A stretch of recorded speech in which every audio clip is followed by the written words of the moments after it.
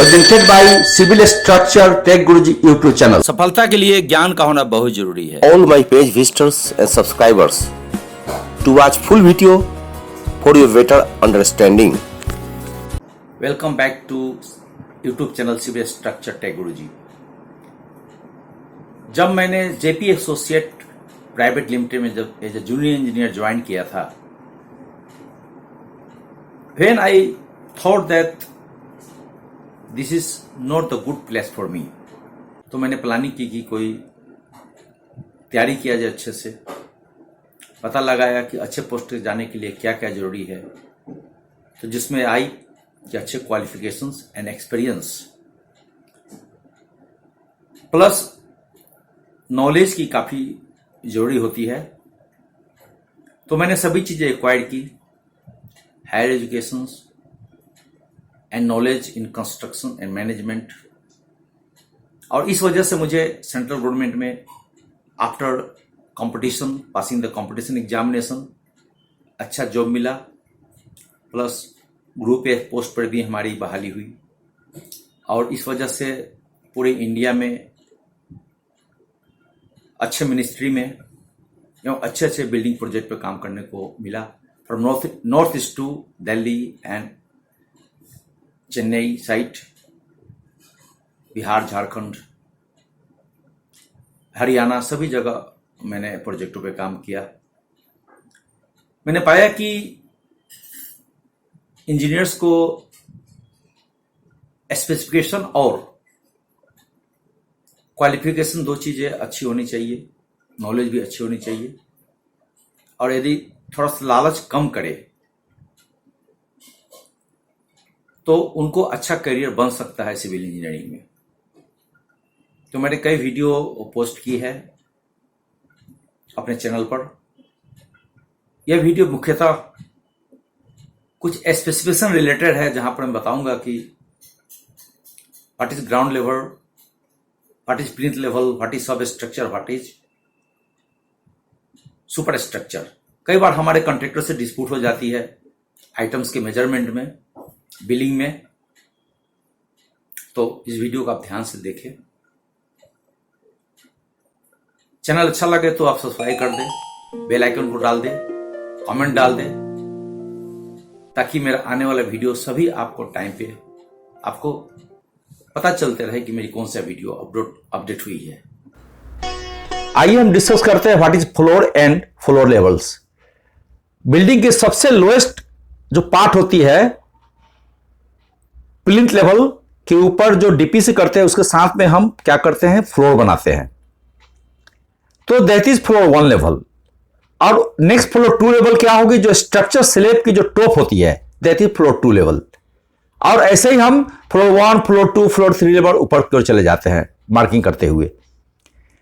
तो अब DPC level जो होती है हमारी, वो हो गई आपकी फ्लोर के साथ सटे हुए जो होती है, फ्लोर 1 लेवल होती है, हमेशा याद रखना है. और प्लिंथ लेवल जो होती है, दैट इज फ्लोर 1 लेवल कहिए या 1.2 metre from the ground level, जो भी कम है. तो मेजरमेंट बिल्डिंग के लिए स्पेशल बिल्डिंग वर्क्स, आपको जो एक्चुअल प्लिंथ लेवल है वह ले लीजिए या 1.2 metre above the ground level ले लीजिए. जो भी लोएस्ट है उसको आप मेजरमेंट बिल्डिंग के लिए रखें in the foundational plinth. Security fencing या बाउंड्री वॉल के लिए रूल थोड़ी सी डिफरेंट है. इसके लिए आपको ग्राउंड लेवल जो भी आपको डिफाइंड किया गया है, उससे 1.2 metre above the ground level always come on the foundation plinth. Building करते समय हमेशा इसका ध्यान रखें, क्योंकि सुपर स्ट्रक्चर के रेट ज़्यादा होते हैं, फाउंडेशन प्लिंथ से कम होते हैं, ताकि ऑडिट ऑब्जेक्शन नहीं हो. जो बिल्डिंग की जो होती है, मुख्यतः हमारे 2 पार्ट होते हैं. वन इज सब structures and other is super structures. Okay, video को आप शुरू से अंत तक जरूर देखें ताकि आपको अच्छे से अच्छे ज्ञान प्राप्त हो सके. तो आइए देखते हैं कि प्लिंथ बिल्डिंग के लिए क्यों इंपॉर्टेंस होती है. प्लिंथ एक प्लेटफॉर्म होती है जो कि which is support all the wall above the plinth level. और जो प्लिंथ लेवल होती है, ये हमें एक फर्म लेवल ग्राउंड देती है सो दैट किसी तरह की जो लैटरल मूवमेंट के कारण हमारे स्ट्रक्चर को डिस्टरबेंस कम से कम हो, और ये जितने हमारे प्लिंथ लेवल पर जो भी कॉलम होते हैं उसको टाई अप कर रखती है, so that load from the column, जो भी ऊपर से जो भी लोड आ रही है हमारे डेड लोड, लाइव लोड, जो बीम, जो फ्लोर से बीम पे ट्रांसफर होती है, बीम से कॉलम पर ट्रांसफर होती है, और कॉलम से आ जाती है आपकी सीधे प्लिंथ बीम से होते हुए फाउंडेशन की तरफ। समटाइम अगर बिल्डिंग में मान लिया due to natural causes, heavy rainfalls या कोई नेचुरल कैलेमिटीज हो आसपास में, अगर मान लिया कि किसी तरह की खुदाई हो रही है, तो उस केस में भी आपका जो प्लिंथ है एक टाई की तरह काम करता है। और यदि मान लिया किसी कारण से अगर फाउंडेशन के नीचे कोई किसी तरह का प्रॉब्लम हो रही है, तो ये प्लिंथ जो है प्लिंथ तक रुक जाती है और उस क्रैक को ऊपर की तरफ नहीं बढ़ने देती है। तो ये जो फाउंडेशन के नीचे से जो हमारी seepage due to uplift pressure of the water below the ground level, चाहे किसी भी कारण से हो, तो उसको ऊपर जाने से रोकती है। तो आपने देख लिया कैसे लोड को इवनली ट्रांसफर करती है प्लिंथ, टाई अप करती है, जो भूकंप के अर्थक्वेक के समय बाउंड को आपको स्टेबल करके रखेगी, और जो प्लिंथ बीम के ऊपर जो आपको वॉल लोडिंग होती है फ्रेम स्ट्रक्चर में, उसको भी वो इवनली ट्रांसफर करती है। और जो लोड ऊपर से आ रही है बिल्डिंग की, कॉलम के थ्रू से ही लोड ट्रांसफर होती है, तो प्लिंथ से होकर जाती है, तो some part of the load, dead load, live load, तो कॉलम के थ्रू से आ रही है, उसको भी ये प्लिंथ बीम इवनली ट्रांसफर करती है। कहीं भी जो अर्थक्वेक प्रोन जोन है, जैसे जोन 4 और 5, उसमें आरसीसी प्लिंथ बीम मैंडेटरी है।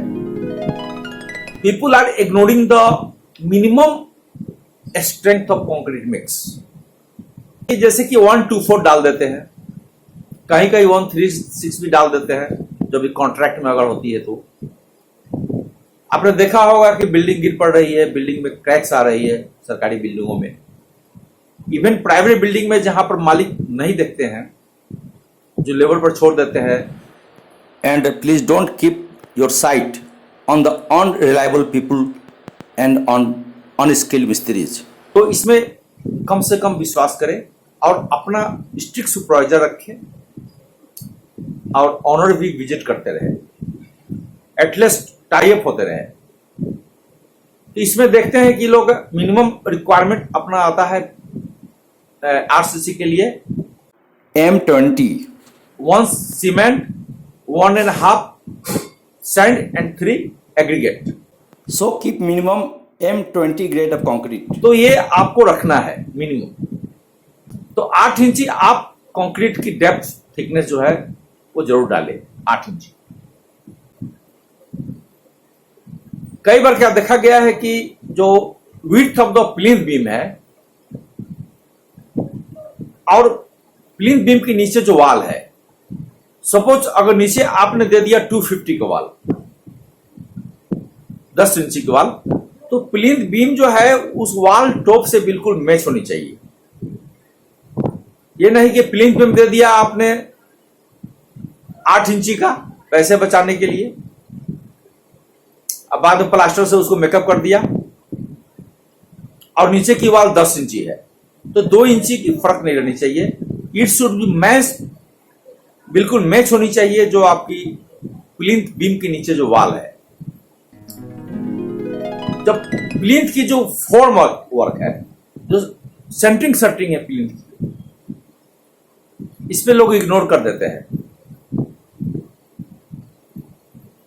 आप कभी इसको इग्नोर नहीं करें, अलाइनमेंट वगैरह अच्छे से देख ले, और बीच बीच में आप पट्टे डाल दे, उसको अच्छे से स्टेबल करके रखे, और आपकी जो अलाइनमेंट हो जो प्लिंथ बीम की वो ट्रूली हॉरिजॉन्टल हो और लेवल हो। कि आपकी जो हम डाल दिए 1.5-3 मिनिमम, जैसे मैंने बताया M20 मिनिमम है, आप M30 भी जा सकते हैं depending on the structure end fund और उसकी क्या डिजाइन है। तो जब आप प्लिंथ बीम जब डालते हैं उसमें को टैंपिंग, रडिंग और वाइब्रेशन अच्छे से करें ताकि आपकी जो कंक्रीट है वो बिल्कुल वाइड फ्री मिले, उसमें किसी तरह का एयर बबल नहीं रह जाए। इससे आपकी डेंसिटी अच्छा बनेगी कंक्रीट की और आपकी ड्यूरेबिलिटी एंड स्ट्रेंथ भी बढ़ेगी। तो मिनिमम स्टील की रिक्वायरमेंट है वो आप जरूर डालें।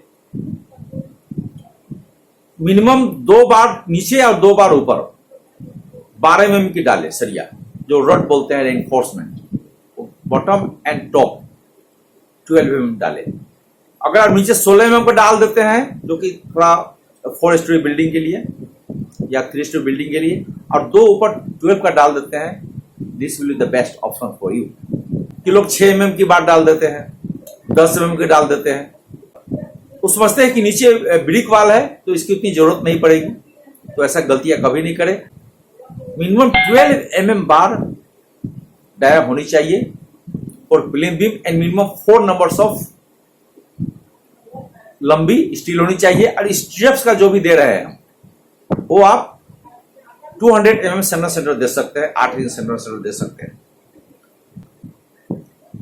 और जो स्ट्रिप्स की साइज है, जो रिंग कहते हैं हम लोग लोकल भाषा में, स्ट्रिप साइज मिनिमम 6 mm रखें। कई बार देखे कि लोग 5 mm का तार लगा देते हैं, तो उस तरह की गलतियां नहीं करें। मिनिमम 6 mm to 8 mm आप रखें स्ट्रिप्स की। Minimum cross area for steel for RCC beam as per IS 456/2000 and as per clause number 26.5.2.1। ये आपकी IS कोड की रेफरेंस है, इसके अनुसार आप मिनिमम स्टील दें। जो नीचे के कवर होते हैं वो कम से कम 25 mm कवर होनी चाहिए। हम डायरेक्टली जो नीचे की प्लिंथ बीम के नीचे जो ब्रिक है उस पर डायरेक्ट ले नहीं करें। कम से कम हम 25 mm एक बेड बनाए जो कवर कहते हैं, और उस पर हम आपका उस पर कास्टिंग करें। स्टील को रेस्ट करा के पहले तब कास्टिंग करें।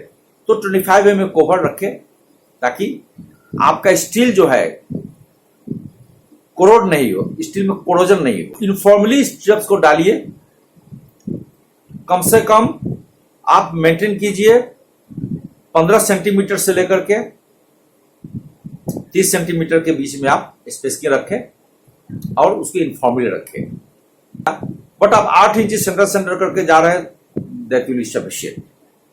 बट वो 1 फीट से कभी भी ज्यादा स्पेसिंग को नहीं डालें। आपने फ्रेम स्ट्रक्चर बनाए, जो फेस ऑफ दी कॉलम है उसमें कम से कम LD, कम से कम बीम में या कॉलम में वहां पर कुछ एक्स्ट्रा स्टील डाल करके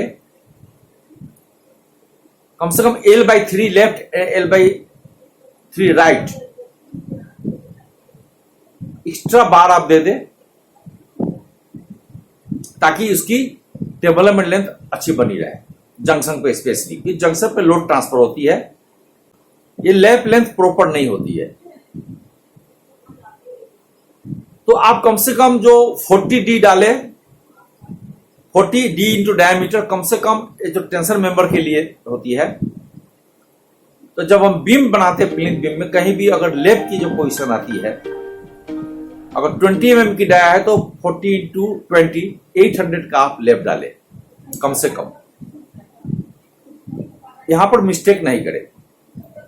लोग जनरली अंदाज से डाल देते हैं, तो अंदाज से कभी लेप नहीं डालें। जो रेनफोर्समेंट है उसको 40 से गुना करके आप 40D करके आप उतना डाल दें लेप, उसको अच्छे से टाई अप करें। एक्स्ट्रा प्रिकॉशंस रखें वहां पर कि आप लेप कहां प्लेस करते हैं। तो मेरा यह कहना है कि प्लीज डोंट अलाउ लेप L/4 डिस्टेंस बिटवीन 2 सपोर्ट्स। जैसे 4 मीटर की अगर क्लियर लेंथ है तो L/4 कितनी हो गई? 4/4 1। तो आपकी L/4 जो है सपोर्ट से, दोनों सपोर्ट से L/4 L/4 के अंदर मीन्स अगर 4 मीटर की स्पेन है तो 1 मीटर के अंदर कोई भी लेप नहीं डाले। दूसरा ये मैं कहना चाहूंगा कि जो लैप है वो स्पेन की मिड में नहीं डाले, क्योंकि मिड में आपका किसी कारणवश से अगर बेंडिंग मोमेंट का सिचुएशन अगर आता है तो मिड में आएगी। हुक पर विशेष ध्यान देना है, क्योंकि हुक बनाते समय हुक को आप थोड़ी सी बेंड कर दे एटलीस्ट 135 डिग्री, जैसे मैं पिक्चर में दिखाया हुआ है। प्रॉपर बोन बनने के लिए अगर 2 लेग हुक है तो हुक को क्या करते हैं लोग, सीधे सीधे बांध देते हैं। नहीं, उसको हुक को आप थोड़ा सा टेढ़ा करें, दोनों साइड से लेग बनाए।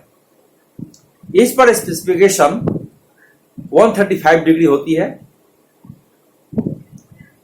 हुक की जो आपको बेंड होती है, और ये कम से कम आप 2.5 इंची, कम से कम 2 इंची कम से कम उसको रखें। जो आपकी वायर होती है, ये कई बार सफेद वाले वायर लेके लोग लगा देते हैं, which is not black enabled, तो इस पर आप ध्यान दें। हमेशा ब्लैक इनेबल्ड जो उसकी बेंडिंग वायर लेके आए, जो कि आपका कम से कम 16 से लेकर के 18 गेज के बीच में होनी चाहिए, जो कि IS कोड 280 में दिया हुआ है। और इसकी टेंसाइल स्ट्रेंथ जो होती है, बेंडिंग जो वायर होती है, वायर की 250 से लेकर के 430 न्यूटन पर mm², इसकी टेंसाइल स्ट्रेंथ होती है। कोई भी अगर इंपॉर्टेंट स्ट्रक्चर है तो वायर का हम एक बार टेंसाइल टेस्ट करा ले लैब पे। और जो छोटे काम होते हैं, मीडियम टाइप के काम होते हैं, उसमें ब्लैक एनामल्ड किया हुआ काला तार जो होती है वो आप 16 से लेकर 18 गेज तक लेके आए। जैसे जैसे गेज बढ़ते जाता है उसकी थिकनेस जो डाय होती है वो कम होती जाती है। और जो बेंडिंग वायर जब भी टाइट करें हम, तो ढंग से टाइट करें, इतना टाइट करें कि वो टूट जाए, जो आप टैंपिंग वगैरह करने में, और उसको डायगोनल बांधे अच्छे से, सिंगल कभी नहीं बांधे, उसमें 3-4 लेयर दे दे, क्रॉस बांधे उसको। जब टैंपिंग और रडिंग करते हैं, वाइब्रेशन करते हैं, तो जो मेन रड है वो अपनी जगह से डिस्प्लेस नहीं होती। तो प्लिंथ बीम है हमारे, ये कई बार देखते हैं कि लोग बहुत स्मूथली दिखाने के लिए बहुत स्मूथली उसको प्लास्टर कर देते हैं, तो ऐसा नहीं करें। मुझे पूरी उम्मीद है कि मेरा मेहनत बेकार नहीं जाएगा, और कंस्ट्रक्शन इंजीनियर, प्रोजेक्ट इंजीनियर के लिए मैंने ये वीडियो बनाया है, उनको ज़रूर पसंद आएगा। Watch more, till then good bye, take care, thank you.